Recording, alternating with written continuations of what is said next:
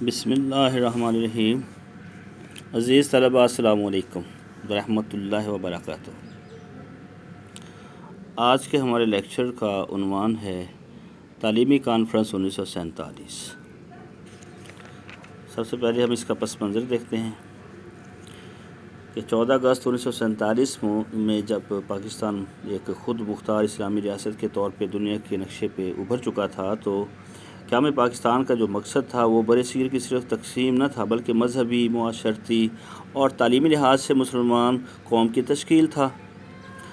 اور یہ بھی آپ جانتے ہیں کہ قیام پاکستان سے پہلے یہ تمام علاقہ برطانوی حکومت کے ماتحت تھا، اور برطانوی حکومت کی تمام تعلیمی پالیسیاں ایک غلام قوم کی تشکیل کے لیے تھیں۔ تو ہمارے تعلیمی یافتہ افراد میں اس برطانوی نظام تعلیم نے اس قدر احساس کمتری پیدا کر دیا تھا کہ انہیں انگریز حاکموں کی ہر ادا بھلی معلوم ہونے لگی تھی، اور اس نظام تعلیم نے ایک غلامانہ ذہنیت کو جنم دیا، جس سے تعلیم یافتہ مسلمان اپنی ثقافت سے دور ہونے لگے۔ تو بانی پاکستان قائد اعظم محمد علی جناح جو تھے رحمۃ اللہ علیہ، انہوں نے برطانوی نظام تعلیم میں پائی جانے والی ان تمام خرابیوں کا جو ہے پوری طرح سے ان کو احساس تھا۔ تو آپ نے 11 اکتوبر 1947 کو پاکستان میں اسلامی نظام تعلیم رائج کرنے کے لیے اپنے خیالات کا جو اظہار کیا تھا وہ کچھ اس طرح سے ہے کہ پاکستان جس کے لیے ہم پچھلے 10 سال سے کوشش کر رہے تھے، خدا کا شکر ہے کہ ایک مسلمہ حقیقت بن گیا ہے، لیکن ایک نئی مملکت کا قیام ہی ہمارے مقاصد کے حصول کا ذریعہ ہے۔ خیال یہ تھا کہ ہم ایک ایسی مملکت کے مالک ہوں جہاں ہم اپنی روایات اور تمدن کے مطابق ترقی کر سکیں، اور جہاں اسلام کے عدل و مساوات کے اصولوں کو آزادی سے برسر عمل آنے کا موقع حاصل ہو۔ پاکستان ایک نظریاتی مملکت ہے، اور اس کا تقاضا ہے کہ اس کا نظام تعلیم بھی اس عقیدے کے پیش نظر استوار کیا جائے۔ تو اس کے بعد ہم دیکھتے ہیں کہ تعلیمی کانفرنس جو تھی یہ اس مقصد کے لیے منعقد کی گئی، اور اس کا آغاز جو ہے پہلی تعلیمی کانفرنس کا یہ 27 نومبر 1947 کو کراچی میں ہوا، اور 1 دسمبر 1947 تک یہ تعلیمی کانفرنس جو ہے وہ جاری رہی۔ قائد اعظم رحمۃ اللہ علیہ نے ذاتی طور پر اس میں دلچسپی لیکن بعض ناگزیر وجوہات کی بنیاد پر وہ خود اس میں شرکت نہ کر سکے۔ البتہ ان کا پیغام افتتاحی اجلاس میں پڑھ کر سنایا گیا، جس کے اہم نکات ہم یہاں پہ دیکھتے ہیں کہ کیا تھے۔ تو سب سے پہلے انہوں نے کہا کہ ہمیں بحیثیت ایک آزاد اور اسلامی نظریے کی حامل قوم کے اپنے نظام تعلیم کو اپنی تاریخ و ثقافت اور زمانے کے بدلتے ہوئے حالات کے مطابق ڈھالنا چاہیے۔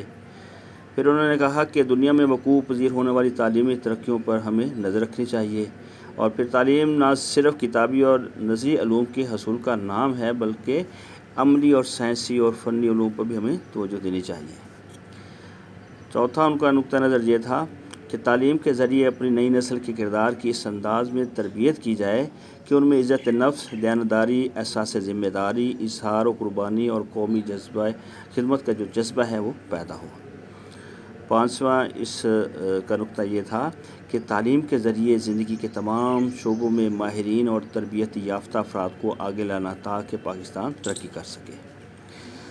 تو وزیر تعلیم تھے اس وقت اس تعلیمی کانفرنس کے، ان کا نام تھا فضل الرحمان۔ تو انہوں نے بھی تعلیمی کانفرنس میں انہوں نے خطاب کیا، کیونکہ قائد اعظم محمد علی جناح جو ہیں وہ ذاتی مصروفیات کی وجہ سے اس میں براہ راست شرکت نہیں کر سکے تھے۔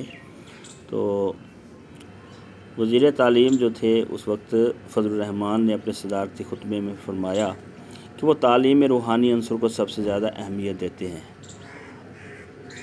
مزید انہوں نے کہا کہ جمہوریت اور شہریت کی تربیت کے سلسلے میں آپ نے فرمایا کہ شہری کے لیے اپنے حقوق و فرائض کا جاننا بہت ضروری ہے۔ کسی ایسے شخص کو ووٹ کے استعمال کا حق دینا جسے شہری کے حقوق و فرائض کا علم نہ ہو، ایسے ہی ہے جیسے بچے کے ہاتھ میں بارود دے دیا جائے۔ ووٹ کا غلط استعمال بدعنوانی اور سیاسی عدم استحکام کو جنم دیتا ہے۔ تعلیم کے لیے ضروری ہے کہ وہ جمہوریت کے چلانے کے لیے لوگوں میں احتساب کی قوت پیدا کرے۔ قومی اتحاد و استحکام کو بھی واضح طور پہ انہوں نے واضح کیا، اور صوبائی عصبیت کے خطرات سے بھی آگاہ کرتے تھے وہ، اور انہوں نے فرمایا کہ بدقسمتی سے ہمارے عوام پنجابی، سندھی، بلوچی، بنگالی اور پٹھان ہونے پر فخر کرتے ہیں، اور یہ بات ہمارے لیے افسوسناک ہے۔ اسی طرح انہوں نے کہا کہ یہ تعصبات پاکستان کے لیے تباہ کن ثابت ہو سکتے ہیں۔ ہمیں صرف پاکستانی ہونے پہ فخر کرنا چاہیے، اور قومی اتحاد کے سلسلے میں ہماری وفاداری ناقابل تقسیم ہونی چاہیے۔ تو تعلیمی کمیٹیوں کا قیام بھی اسی تعلیمی کانفرنس کے نتیجے میں عمل میں آیا۔ تو وزیر تعلیم کی تقریر کے بعد کانفرنس کے شرکاء کو 10 سب کمیٹیوں میں تقسیم کیا گیا۔ ان کمیٹیوں کے ذمے تعلیم کے مختلف شعبوں کی ترقی کا جائزہ لینا اور بہتری کے لیے سفارشات پیش کرنا تھا۔ ان کمیٹیوں کی رپورٹنگ کی بنیاد پر جو تھی وہ تعلیم کے لیے سفارشات مرتب کی گئیں۔